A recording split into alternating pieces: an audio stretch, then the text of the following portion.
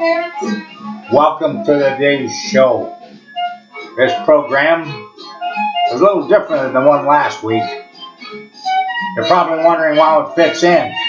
Last week we had a big snowstorm. Wait till I take another puff here. Ooh, that's good stuff. Anyway, big snowstorm. That's when those two young policemen got trapped in the back of the farm, and they got saved because, you know, the one guy there, Franklin, knew in essence, and he got in touch with him, and everything worked out well. But I got to tell you, when you're writing a story, it isn't always sequential. Things come in one direction, and then they come back in another direction, and they meet. And when they meet, you got a story. Today's story, I got some people dropping in who would know about body parts. Those people coming in just momentarily, aside from my good buddies in the background there, Billy Bones and Sammy Skull.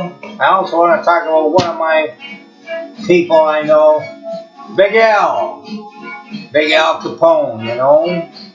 Remember, this story is taking place in 1932. 1933 is when it's going on. Oh, 2 years. Capone was big in Chicago then. I don't know if you remember Al or not. Here's a picture. Oh, there he is. Cute little kid, isn't he? Just a darn little boy. His mommy loved him. Sometimes. Not all the time. He got older like a lot of people do. You know, about this time, this is about the time when he got locked up for good. I think that was in 32. I'm going to take you right back to that time, because part of my story picks up there. What's happening then? Well, let me tell you, in Chicago at that time, Capone had just kind of gone to jail for a while because of income tax evasion. And there was a buddy of his that took over. That was Ricardo that took over. And Ricardo was a tough man too. They were all tough men. So Ricardo was in charge. Capone was done for the time being. And in the story, just let me pick it up here right now. Here it is. Chicago, January 1933. New Year's was over, and Johnnie Polizzi was counting his money. He was a big fan of Prohibition, and it made him a wealthy man. I guess he loved it, eh? But as a regular reader of the Chicago Tribune, he could tell the writing was on the wall. He knew that sometime this year Prohibition would end, and he wouldn't be getting the money he was used to. That wasn't the only thing that was interfering with him. The other thing was that darn guy who was taking charge. It was no longer going to be Big Al. Instead of Big Al, it was Ricardo. And he didn't like him, and the feeling was mutual. So he had to do something. So, and the other things, of course, were going on was NS and the FBI, all that kind of stuff. It was time Johnny felt that there was no more room for him in Chicago. He was what you would call an endangered species. Johnny hired a couple of men of his own for protection, but he knew he had to get out of Chicago, and he had to get out of there quick. He and his best buddy, Ernie Stanzio, talked about this quite a bit. One day they're sitting there talking, and they realized one choice was to move away, right, to another city and try to connect with another crime boss.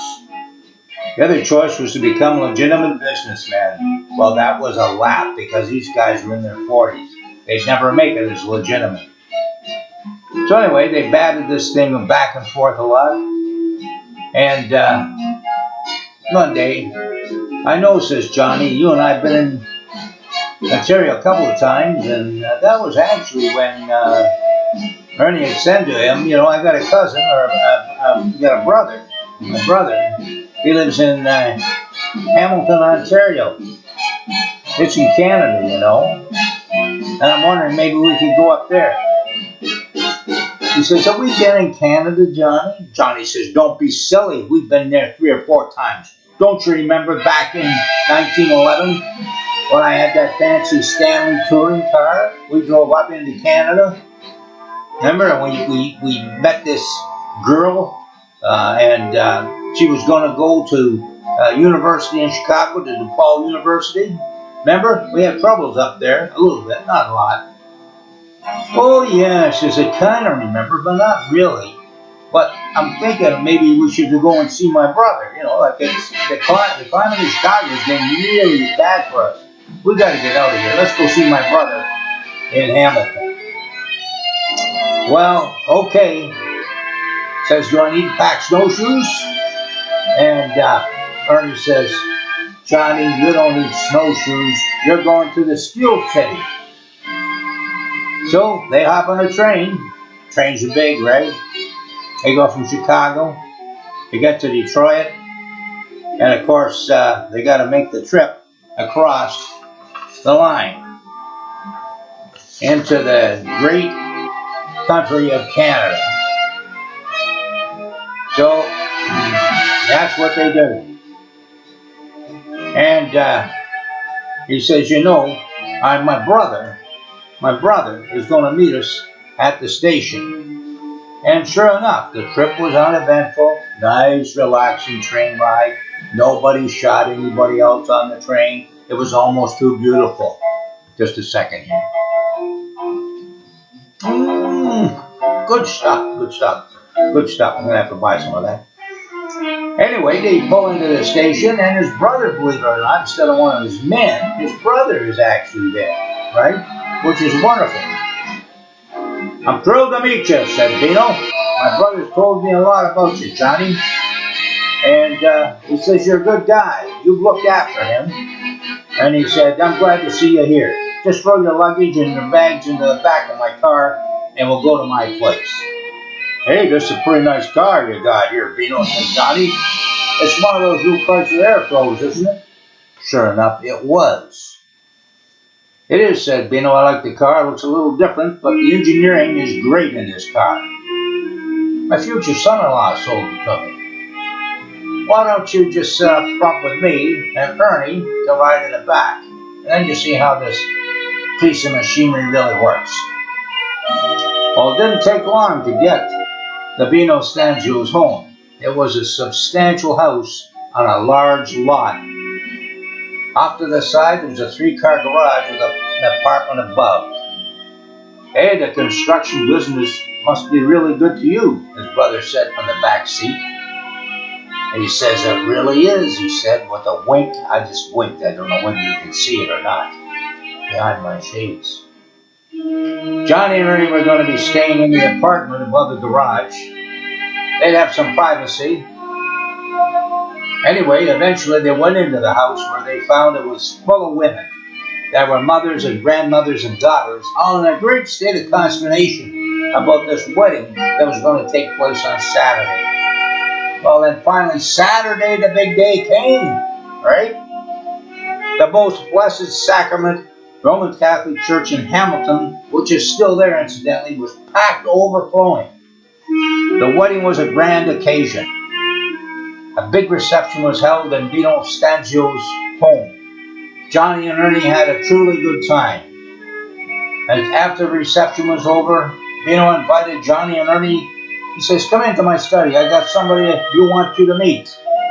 So they go in there, and they get introduced to this old guy who happens to be the father of the groom. He says, pleased to meet you. You know, they say that all around.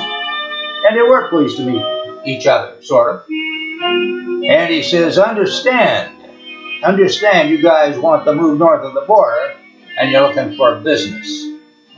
This was Ernie's brother talking. He says, my new relative here has a business he will sell you.